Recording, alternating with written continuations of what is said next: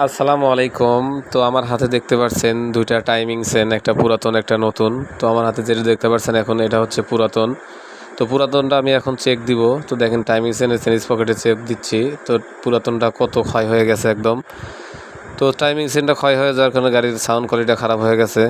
এই জন্যই টাইমিং চেনটা নতুন লাগিয়ে দেবো এখন। তো দেখেন নতুনটা চেক দিব, নতুনটা এক ফোঁটাও গেজবে না।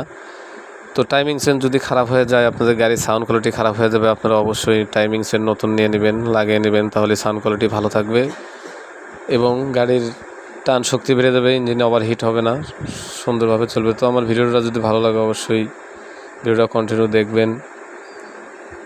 তো দেখেন আমি টাইমিং চেনটা এখন ফিটিং করে দিয়ে আপনাদের দেখাবো, সম্পূর্ণ ভিডিওই দেখাবো টাইমিং চেনটা কীভাবে ফিটিং করা থাকে বা কীভাবে ফিটিং করি আমরা। তো আমার ভিডিও দেখেন, আশা করি বুঝতে পারবেন।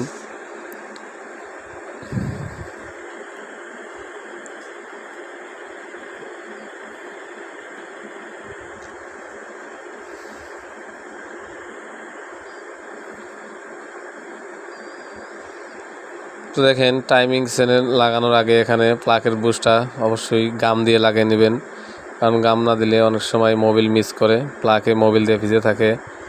তো আমি গাম দিয়ে লাগিয়ে দিচ্ছি।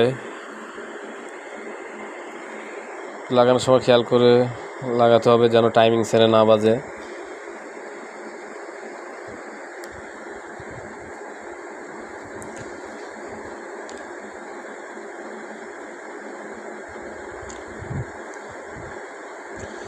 তো টাইমিং চেনের যে পকেটটা, এটার একটা মার্কিং আছে টাইমিং। তো দেখেন দুই পাশে দুই দাগ দেওয়া আছে, উপরে টি মার্কিং আছে। তো এটা পিস্টনটা টপে রেখে সুন্দরভাবে টাইমিং চেনের সাথে মিলিয়ে লাগাতে হবে, না হলে রং হলে ভাল্ব ব্যাক হয়ে যাবে, অনেক সময় পিস্টনও ভেঙে যায়। তো লাগানোর সময় অবশ্যই খেয়াল করে আপনারা এইভাবে লাগিয়ে নেবেন, তাহলে আপনাদের কোনো প্রবলেম হবে না এবং ভালোভাবে গাড়িটা চলবে, টান শক্তিও বেড়ে যাবে।